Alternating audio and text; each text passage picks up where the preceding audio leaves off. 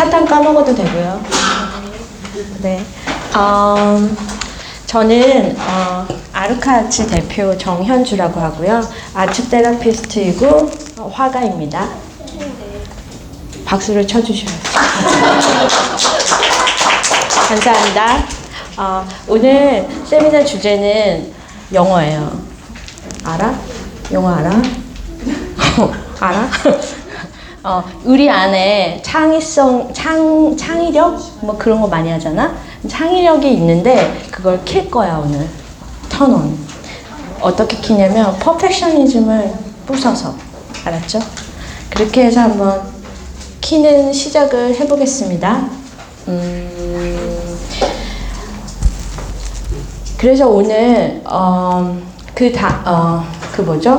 오늘 했던 테스트는 그게, 그렇게, 와, 이거에 막 내가 이런 사람이야, 이럴 필요는 없고요. 참조만 하세요. 제가 이게 되게 오래된 영화인데, 또 영화를 준비했어요. 근데 이게 실화가 아니라 잘 모르겠지만, 이 영국에 있는 아이가,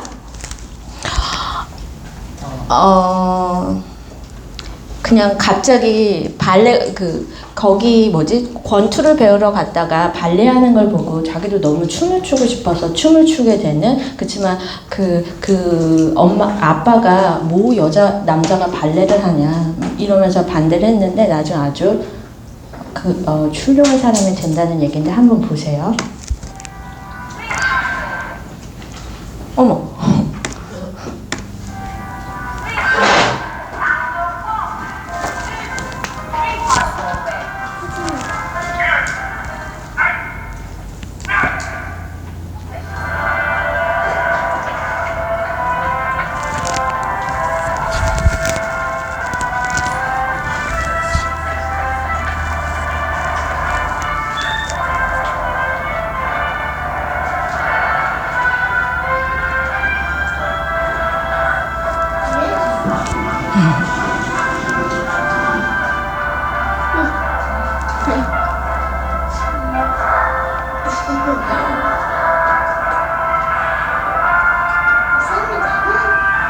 되게 못 추지?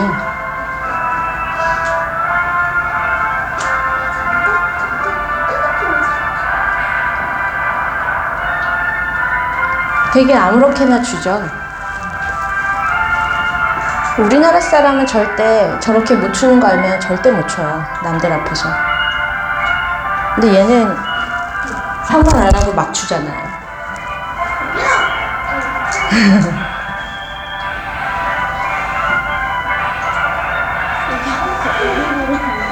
발레야 저거.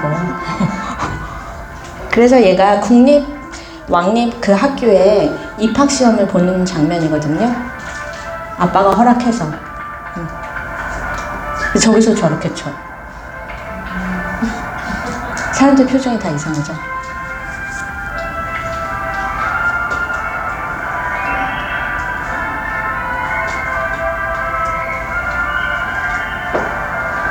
쟨 모지않은 표정이죠.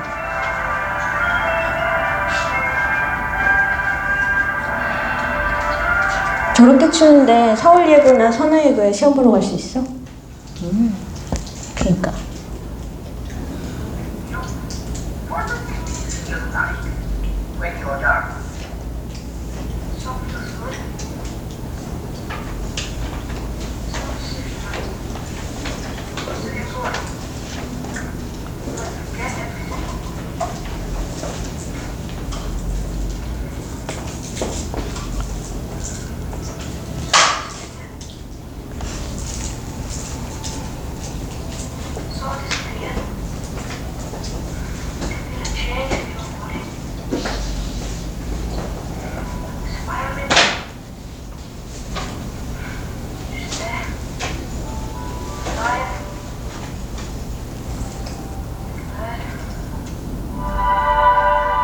그래서 이 사람이 커서 이렇게 돼.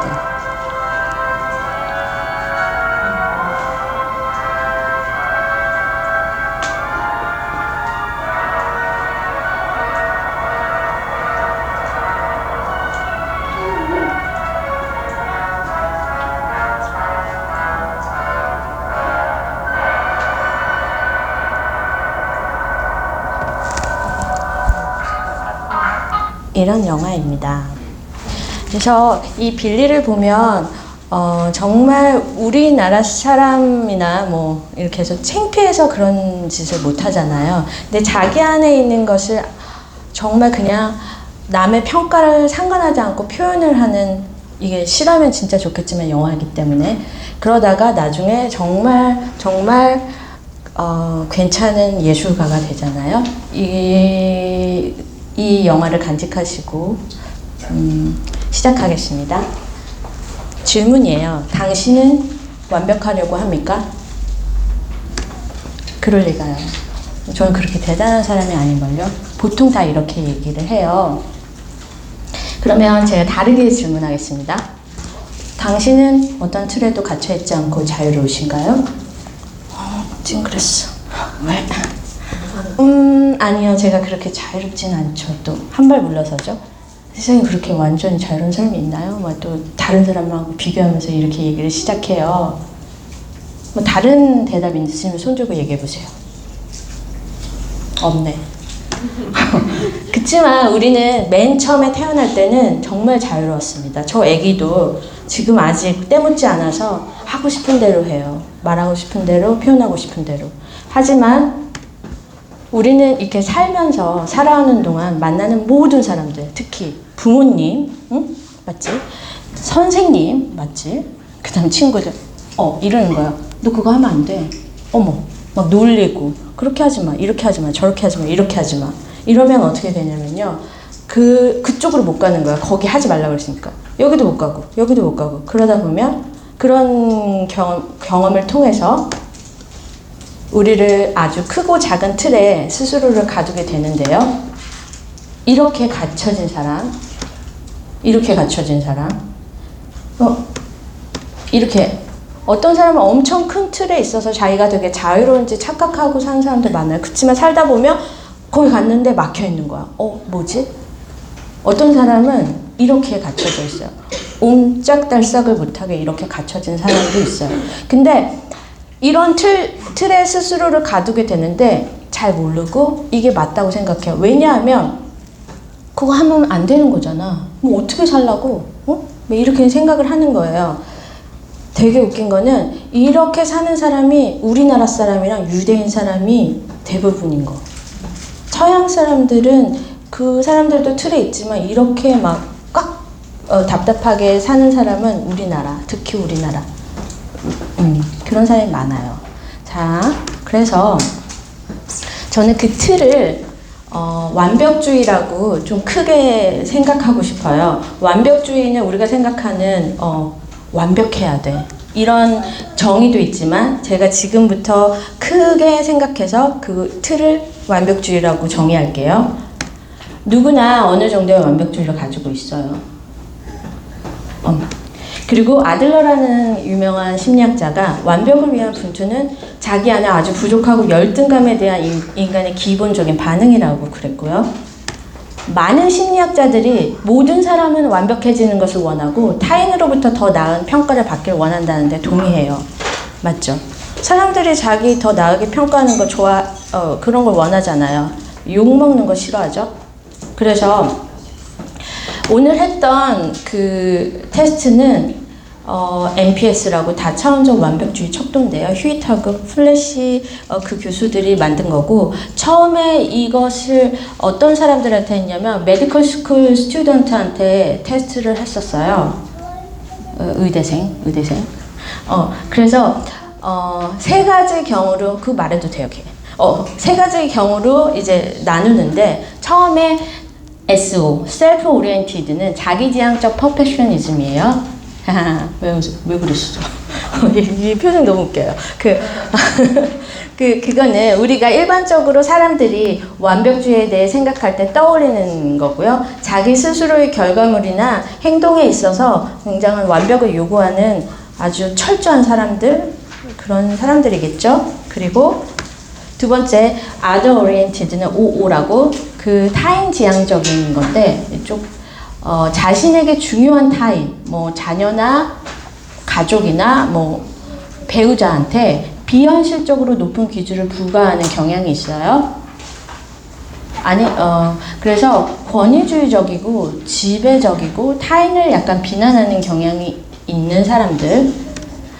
세 번째, socially prescribed oriented는 사회적으로 부과된 건데, 중요한 타인이, 그러니까 가족이나 자기가 사랑하는 사람이나 자기가 좋아하는 사람이겠죠? 남은 신경 안 쓰겠죠? 그런 사람이 자신에 대해서 높은 기대를 가지고 있다고 생각하는 거예요. 아, 나 되게 잘해야 되는데, 저 사람이 나한테 실망하면 어떡하지? 이런 생각을 하는 거죠. 그래서, 이렇게, 러프하게 말해봤고요. 이제 잘 들어가 보면, SO, 자기지향적인 완벽주의는 너무 자신한테 가혹하기 때문에, 이거를 해내지 못하면 우울해지는 거예요. 이 교수들이 다른, 테스트를 해봤을 때, 우울증 집단하고 해봤을 때, 이게 높은 사람들이 우울증에 걸릴 확률이 굉장히 높았어요. 그리고 일 중독인 사람들이 되게 많고요. 휴식을 취할 줄을 몰라요. 그래서 쉬잖아요? 그러면 어떻게 쉬어야 될지 몰라서 뭔가 딴 걸 해. 그냥 앉아서 가만히 쉬는 걸 못해요. 뭔가 계속 뭔가를 해야 돼요. 그리고 멈추는 것을 두려워해요. 그러니까 이게 아니다 싶은데 그럼 조금 쉬었다가 생각을 해서 뭔가를 다른 걸 시작을 해야 되는데 멈추면 큰일 나는 줄 알아요. 왜냐면 나 혼자 뒤처지는 것 같고 그거 있잖아요. 실패자 같이 느껴서 뭔가 계속 하는 거예요. 계속. 자격증을 계속 따던가 학교를 계속 가. 아, 나 석사를 할까? 아, 석사 했으니까 박사 해야지? 아, 그러면 뭐라도, 직장을 못 들으면 아르바이트라도 막 하고. 근데 사람은 멈춰서 좀 쉬는 게 필요하거든요. 그래도 천지가 개벽하지 않는데, 이런 사람 많은데. 속으로 간직하세요. 그래서 그 이면에는 열등감이 있어요. 근데 열등감이 나쁜 말이 아닌 게 누구나 있어요. 왜냐하면 우리가 비난을 다 받았기 때문에 우리 안에는 열등감이 다 있어요. 그쵸? 없나? 열등감이 있는데, 열등감 무슨 말인지 알죠? 몰라요? 아, 나는 못하는 사람인가? 이런 걸 열등감이라고 그래요. 알았죠? 그래서 이런 사람들은 좀 멈춰야 돼요. 멈추는데, 멈추면은 그럼 누가 돈 벌고, 숙제는 나중에 어차피 듀되면 또 내야 되고, 학교 학점은 어떡하고, 뭐 이렇게 생각을 하는데, 멈춰서 생각을 해야 되는데, 그걸 하루, 누가 1년 하라는 게 아니라, 일단, 그러면 한 달만 멈춰볼까? 이런 것도 아니고, 일단 멈춰서 생각을 하다 보면, 그게 그렇게 오랜 시간이 아니에요. 그쵸? 그래서 휴식이 필요하고, 그 다음에 또 하나는 어떤 아이가 옛날에 너무 힘든 거예요. 상담을 해줄 때. 근데 너무 힘든데, 그래도 자기는 공부를 꼭 해야겠대. 유학생이었어요. 다른 애들은 막 매일매일 공부하는데, 자기는 그거보다 못하기 때문에 더 열심히 해야 된다는 거예요. 그런데 공부가 잘 안 된대. 그러면, 근데 다른 애, 자기가, 그래서 책상 앞에 앉는데, 집중이 안 되는 거예요. 당연히 너무 지금 에너지가 없으니까. 그렇지만 다른 사람을 보면 가만히 있으면 안 될 것 같고, 그러면 앉아있고. 아무것도 되는 게 아니에요. 그래서 자기가 봤을 때는 자기가 너무 게으른 것 같다는 거예요. 그래서 내가 뭐라 그랬냐면, 아니야, 너는 굉장히 힘든 거야. 너무 힘드니까 조금만 가만히 있어봐, 쉬어봐. 그랬더니 울기 시작하는 거예요. 그러니까 이런 사람들은 자기가 힘든 걸 잘 몰라요. 그리고 자기 자신한테 괜찮아? 이런 말을 해줄 수도 없어요. 그런 사람들은 붕어를 먹일 주면 배 터져 죽을 때까지 계속 먹잖아요. 그래서 주면 안 되잖아요. 옆에서 그만해, 좀 쉬어야 돼, 이렇게 말을 해줘야 돼요.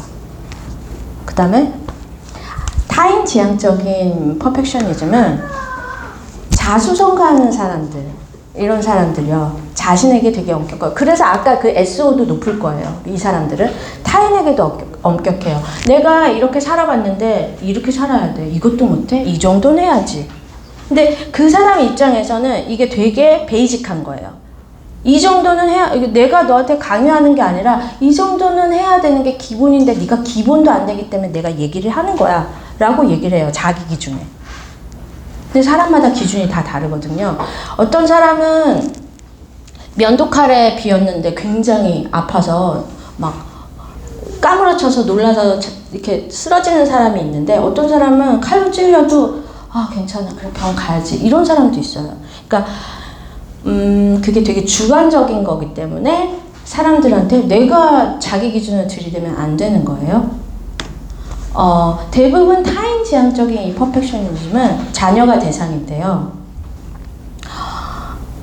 내가 너를 너무 사랑해서 그러는 건데, 네 인생을 위해서 그러는 건데, 너 이거는 내가 많이 원하지도 않아, 이것만 하라는 거야 라고 얘기하지만 그거는 엄마 아빠의 기준인 거죠. 근데 우리가 한국 사람이 이렇게 많이 자라왔죠. 아닌가요? 엄마가 방임이었나? 근데 이거는 해야지, 이런 거 있잖아요. 훌륭한 사람이 되려면 남들보다 더 많이 공부를 해야 되고 노력을 해야 되고, 다른 사람이랑 똑같이 해서 그렇게 되겠니? 그렇게 게으르면 너 홈리스 된다, 거지 된다, 뭐 이런 소리도 하고 저희 자랐을 때는 그렇게 들었거든요. 그치만 이런 것들이 우리를 다 하나씩 틀에다가 가두는 이런 잣대가 되는 거예요.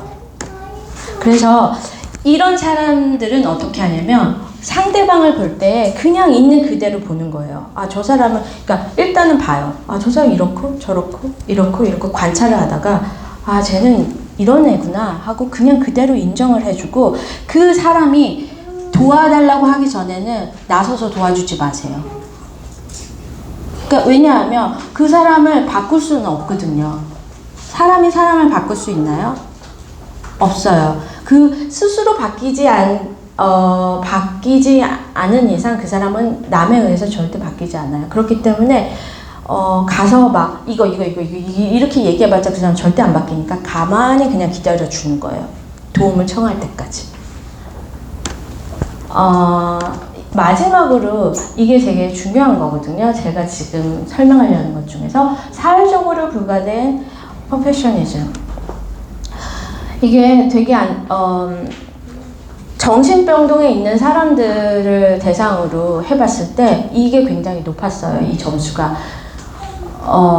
이게 높다고 지금 정신병원에 간다는 소리가 아니고요. 어떻게 되냐면 신경증, 우울증, 분열성, 회피성, 공격, 이런 것들이 굉장히 나중에 나타나는 확률이 높고요. 그리고 요즘에 많이 하는 사회공포증 있죠? 뭐라 그러지? 대인공포증, 울렁증, 뭐 이런 거. 그 다음에 굉장히 이런 사람들은 외로움을 많이 타요. 왜냐하면 남들한테 인정받고 싶은 욕구가 굉장히 강하기 때문에. 그렇지만 사람들이 바쁘잖아요. 어떻게 그 사람만 봐줘요? 그런데 이 사람은 그럼 사람들이 워낙 바빠서 그런 걸 왜 나를 안 봐주지? 이래서 그걸 되게 예민하게 생각하고 굉장히 외롭게 생각해요. 그리고 부정적인 평가에 굉장히 두려움을 가져요. 그래서 무슨 일을 할 때 10명이 있으면 10명한테 다 욕을 들으면 안 돼요. 다 칭찬만 들어야 돼. 그럴 수 있나요? 그래서 이런 사람들은 아예 뭔가를 못해요. 자기가 하고 싶은 것도 못하고 자기가 하기 싫은 것도 싫다고 말을 못해요. 왜냐면 10명한테 다 칭찬을 들어야 하기 때문에. 그렇기 때문에 나중에 그게 너무 심해지면 그렇게 분열성, 공포증, 약간 신경증이 걸리는 거예요. 그래서 이런 사람들은 자존감이 굉장히 낮은 쪽에 속하기 때문에 뭔가 자기 거를 표현하는 걸 어려워하고 자기가 없어요. 이거는 부모의 기대 및 부모의 비난과 관련이 있는데, 솔직히 말해서 이 부분은요, 이 퍼펙셔니즘은 우리나라 사람한테 굉장히 많아요. 우리가 이렇게 자라왔잖아요. 그래서 이번에 민식이법만 해도, 민식이법이 뭔지 모르실 수도 있으니까, 민식이법은 민식이가 그 스쿨존에서 아무리 규정을 지켜도 누군가를 쳐서 상해가 되면은 1년과 12년 사이의 징역에 처해져요. 그래서 그거를 징역을 낮추기 위해서 돈으로 배상하는 그런 것도 있어야 되고, 그런데 이거를 왜 통과를 시켰냐면 이거 되게 안 좋은 법이거든요. 그런데 사람이 죽었고 아이가 죽었고 불쌍하고 그렇기 때문에 여기에 찬성을 안 하면 나쁜 사람이 될 것 같고, 이성보다는 감정이 앞서고 다른 사람이 나를 어떻게 볼까 굉장히 생각하기 때문에 이거 불쌍한 법이기 때문에 무조건 통과시켜야 돼. 그리고 통과된 거거든요. 그래서 저희는 지금 어떻게 됐냐면 그 스쿨존에 배달하는 아저씨, 뭐 학원 아저씨 이런 사람들이 들어가기 싫어하는데요. 거기서 사고 나면은 인생이 좀 왔다 갔다 하게 되는 거니까. 그래서 우리나라 사람들의 특징은 뭐냐면 욕을 안 먹고 싶어요. 그렇기 때문에 누가 죽어서 불쌍하면 다 거기서 불쌍해 해줘야 되는 거예요. 왜냐하면 그렇게 안 하면 저 이상한 사람인데? 이렇게 되니까. 그걸 듣기가 싫으니까. 그래서 이런 퍼펙셔니즘이 퍼펙셔니즘의 대부분의 특징은요, 결과에 집중하는 사람이에요. 과정보다는. 그래서 너 몇 점 나왔어? 그러니까 걔가 열심히 밤새워서 공부했어도 얘가 너 몇 점이야? 이렇게 물어보지 너 그렇게 최선을 다했니? 라고 물어보는 사람은 없잖아요. 별로 없어요. 그래서 열심히 했는데 점수가 뭐라고? 몇 등? 못했네. 이렇게 우리는 이런 걸 많이 듣고 자랐거든요. 그 결과에 집중을 못하면 과정을 즐기지 못해서 인생이 진짜 재미가 없거든요. 너무 무거워요, 인생이. 그리고 정말 자신이 좋아하는 것을 발견하기 어려워요. 왜냐하면 결과만 보기 때문에 앉아서 내가 진짜 뭘 좋아하지? 과정을 즐기질 않았으니까. 그래서 우리나라 애들이 앞으로 꿈이 뭐야? 그럼 몰라요. 왜냐하면 항상 점수만 갖고 판단을 하니까 자기가 뭘 좋아하는지 뭘 해야 되는지를 모르는 거예요. 그럴 기회도 없고 얘기할 기회도 없고. 그래서 제가 옛날에 대학교 애들을 많이 봤는데, 대학생 애들을, 그 대학교에 와서도 자기가 뭘 좋아하는지 잘 몰라요. 그래서 뭘 좋아하는지 한번 생각해봐라. 그래도 모르겠어요. 근데 어떻게 하냐면 그냥 안전한 직장, 결혼해야 되고 애도 낳아야 되고, 그래서 내가 이 상황에서 할 수 있는 거, 내 돈 안에서 이 정도까지의 버짓으로 공부를 하고 그 다음에 그만큼 다시 벌어서 채울 수 있는 거, 이런 것들을 선택하는데, 그래서 안 행복해요, 사람들은. 그리고 또 하나 이제 하기 싫어서 이제 뭔가 실패를 했다고 하면 난 실패했어. 이렇게 해서 좀 생각을 해봐야 되는데 아니야. 석사나 한번 해볼까? 대학 졸업하고 뭐 안 되면 석사 한번 해볼까? 석사를 다 했어. 그럼 박사 한번 해볼까? 이래서 뭐 자격증 이거 한번 따볼까? 이 자격증 따볼까? 이런 컬렉터가 되는 거예요. 근데 이게 정말 자기가 하고 싶은 게 있고 그거를 하기 위해서 이게 꼭 필요하면 당연히 해야죠. 그렇지만 목적이 없는데 이 학교 가볼까? 저 학교 가볼까? 이거는 멈추지 않고 그러니까 뭔가 멈추면은 자기가 이렇게 뭔가 이상하니까 그냥 로봇처럼 하는 거예요. 좀비처럼. 그러니까 생각해 보셔야 돼요. 그리고 결과물에 대한 외부 평가를 걱정을 하기 때문에 과정을 못 즐기는 거겠죠? 그리고 자신의 생각을 잘 표현하지 못해요. 그러니까 회사에서든 뭐 학교에서 프레젠테이션을 하라고 할 때 이렇게 말하면 사람들이 날 이상하게 생각하지 않을까? 이렇게 말하면 내 교수가 날 이상하게 생각해서 점수를 나쁘게 주지 않을까? 이런 생각을 해요. 일단 자기 생각을 다 쓰고 다 표현을 해야 되는데, 자기가 뭔가 생각을 자기 안에 있는 걸 끄집어내기도 전에, 자기가 뭘 좋아하는지도 모르기 전에 그냥 사람들 거 생각해서 어떤 말도 안 되는 자기 생각도 아닌 괴물이 나오는 거예요. 이거는 아이디어뿐만 아니라 음악을 할 때도 마찬가지고, 드라마를 할 때도 마찬가지고, 그림을 그릴 때도 마찬가지고, 어떤 그림을 보면 이렇게 마음에 안 닿은 그림이 있어요. 그런 그림은 어떻게 하면 다른 사람하고 다른 거를 그려가지고 좀 튀어볼까? 이런 그림들은 보면 알 수 있어요. 그러니까 자기 걸 끄집어낸 게 아니라 어떤 평가를 받기 위해서 그림을 그려요. 이런 그림. 아니면 어떤 노래를 들으면, 누가 노래하는 거 들으면 마음에 와닿지 않아요. 왜냐면 이런 거. 근데 자기 걸 끄집어내는 게 아니라, 아, 이 정도면 내가 테크닉 있다고 말 듣겠지? 나 이 정도야. 막 이러면서 막 고음을 지르고 기교를 부리는데 감동은 없는 거. 이런 사람들 과정에 집중하지 않고 결과에 집중하는 거. 아까 빌리는 정말 과정에 집중했잖아요. 사람들이 자기를 우습게 생각하든 뭐하든 상관하지 않고 자기가 표현하고 싶은 걸 다 표현했잖아요. 처음에. 그쵸? 이런 거를 잘 못 봤어요, 저는. 근데 정말 정말 이거를 넘어선 우리가 소위 생각하는 천재들 있죠? 마크 로스코 그림을 보면 거기 방에 들어가면 눈물이 나요. 왜? 그 사람은 그냥 색깔인데 슬픔이 느껴지는 거예요. 왜냐면 자기가 그냥 다 표현했거든요. 남한테 생각하죠. 근데 어떤 사람이 이럴 거예요. 내가 색깔만 이렇게 칠해요. 2가지 색으로. 너무 노력 없이 그렸다고 생각하지 않을까? 뭔가를 조금 더 넣어볼까? 이렇게 생각하면서 그리는 사람도 있을 거예요. 하지만 이 사람은 그런 거 생각하지 않고 자기 걸 다 꺼내서 보여줬는데 그게 사람들한테 감동을 주고 눈물을 주는 거예요. 그래서 오늘은 틀을 깨라. 이 틀을 깨는데 그게 곧 치유예요. 이걸 어떻게 하냐?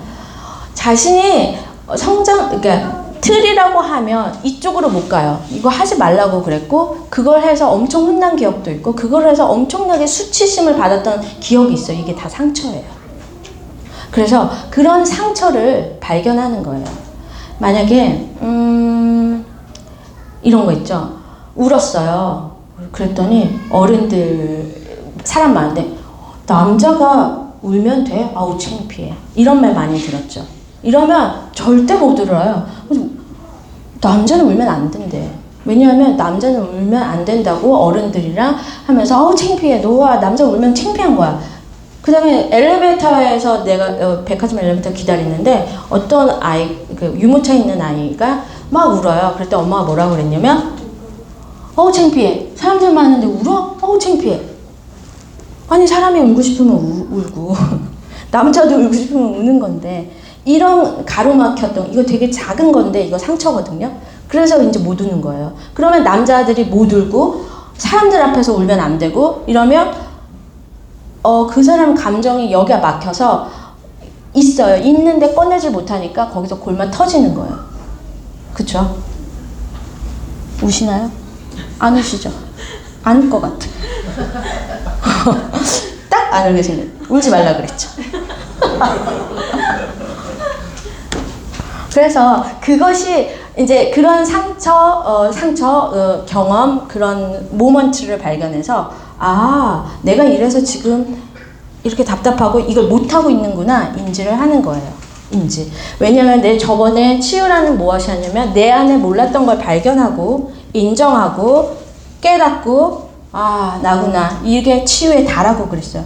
약을 먹고 뭔가 인지치료를 하는 게 아니라 스스로 깨닫고 그걸 받아들이면 그게 치유의 시작이고 치유가 다 돼요. 진짜 다 돼요. 근데 그거를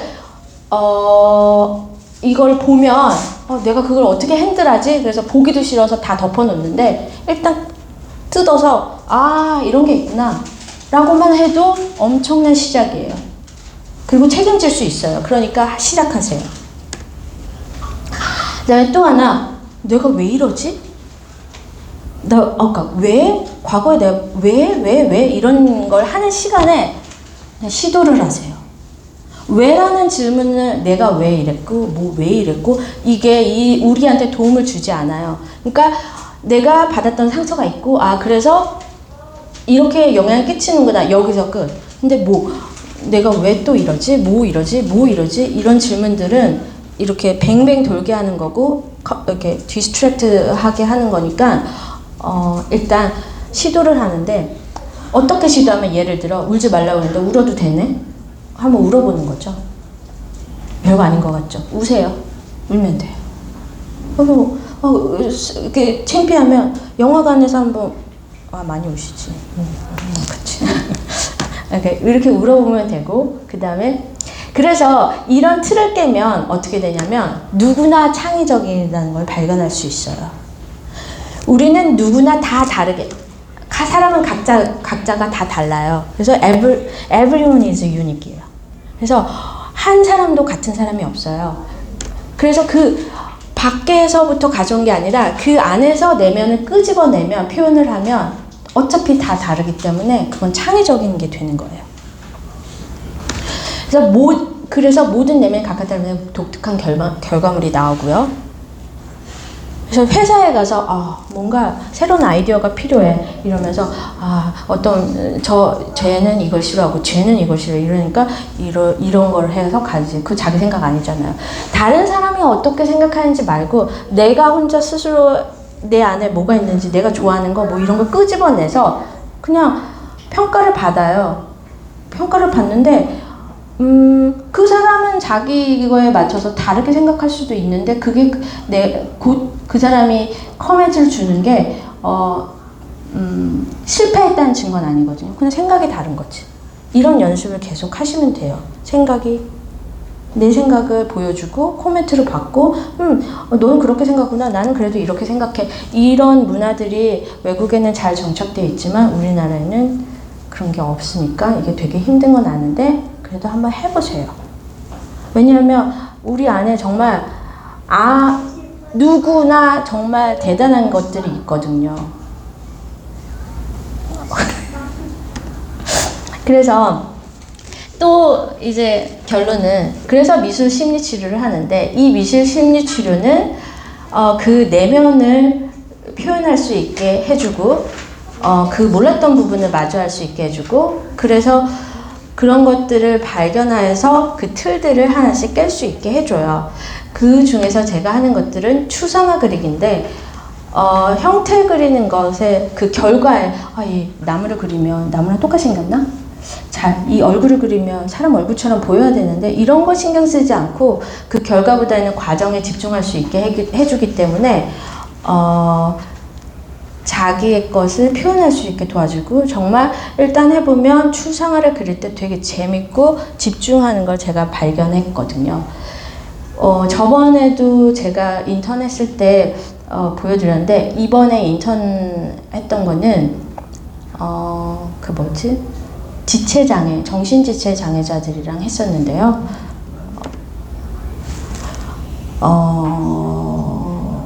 네, 이분은 되게 나이가 많으신 60대 할머니였는데 평생 그렇게 사셨어요. 그래서 이런 분들은 손들이 자유롭지 못하는 분들도 있기 때문에 그때는 여기는 아크릴 물감이 없어서 수채화 물감으로 그렸는데 이렇게 예쁘게 그리시더라고요. 이분은 다른 지체분이었고 이분도 다른 지체분인데 누구나 그릴 수 있어요. 이분은 다시 치매 환자들이었고요. 이것은 제가 마지막에 나올 때 한 5명이서 같이 그렸던 건데요. 각자가 좋아하는 색깔을 꺼내서 같이 믹스를 하면서 예쁘게 이렇게 만드는 것이죠. 다른 그룹이었고요. 마지막에 한 6명이 같이 한 거고요. 그리고 제 소개고 열심히 살았고요. 또 열심히 살았고요. 전시도 진짜 열심히 했고요. 저희 회사의 비전은 이런 심리치료를 통해서 전 세계 영향력 있는 사람들로 하여금 주변에 선한 영향을 더 미쳐 건강한 사회가 되자. 이거 되게 좋은 말인데요. 진짜 이렇게 될 거고요.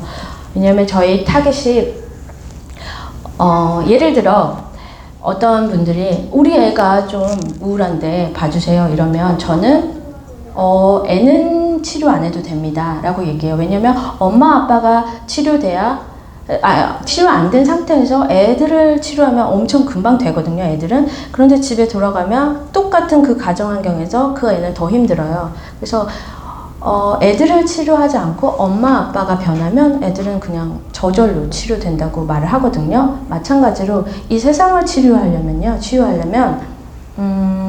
이 세상을 움직이는 키맨들이 있잖아요. 그런 사람들이 바뀌어야 된다고 생각해요. 예를 들어 CEO 한 명이 세상을 그 회사를 좌지우지하니까. 그리고 정치인, 그 다음에 연예인들 나와서 많은 사람들한테 영향을 끼치는데 그 사람들이 건강해야 된다고 생각하거든요. 그리고 기자들이 아무렇게나 쓰는 것들로 사람들이 영향을 많이 받으니까. 그 다음에 뭐 종교, 목사 사모님들 이런 사람들이 변해야 된다고 생각을 해요. 저희는 그래서 타겟이 그런 분들이고요. 그런 분들 외에 그런 분들이 이제 바뀌면 그 밑에서 더 영향을 받아서 우리는 저절로 치유되지 않을까요? 가 아니지만 그러지 않을 수도 있지만 일단 크게 봤을 때는 그런 거고요. 그래서 그런 분들이 타겟이기 때문에 제가 이렇게 매달 무료로 세미나와 이런 것을 하는 거는 기회를 드리고자 이렇게 하는 거고요. 그러니까 부담스러워하지 마시고요. 또 와서 또 들으셔도 되니까. 근데 되게 힘들어요. 매달 다르게 하는 거. 정말 스트레스 받거든요. 그래야 오실 거 아니에요.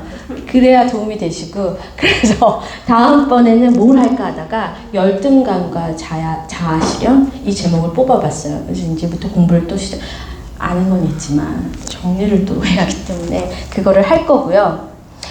열등감이 이 세상을 이렇게 만든 거 아세요? 열등감이란 말이 정말 쉽게 쓰는 단어인데 정말 중요한 단어예요. 만약 열등감 때문에 사람들이 이렇게 자신을 보호하기, 자기 열등감을 감추기 위해서 굉장히 공격적이고요. 사람들을 비난하고요. 그리고 솔직하지 못하고 인정하지 못하고 그렇기 때문에 서로 오해하고 싸우고. 그래서 정치인들이 만약에 열등감이 있으면요. 자기 열등감을 숨기기 위해서 이상한 말을 하거나 공격적으로 나가거나 뭐 이상한 짓을 하거든요. 그 사람들이 열등감에 치유되면요. 정말 건강한 행동을 하게 되거든요. 그래서 열등감 굉장히 중요해요. 네. 그리고 제가 이걸 하면서 저렇게 어린 아이들이 이 검사를 하는 걸 처음 경험했는데 그래서 슬쩍 물어봤어요. 어떤 게 제일 높냐고. 그 마지막 거 SC래요. 당연한 거죠. 우리나라에서 살면 SC가 높을 수밖에 없어요. 그리고 참고로 얘기하는데 아까 그 교수님들이 메디컬 스쿨 사람들하고 했을 때 점수가 60점대였어요. 근데 제가 논문 쓸 때 했을 때는요. 우리나라 사람 대상으로 했는데요. 80, 90점대예요. 놀랍죠? 그러니까 우리나라 사람들이 얼마나 갇혀있고 그렇게 자유롭지 못하고 행복하지 못한지 보여주는 증거라고 생각을 하고요.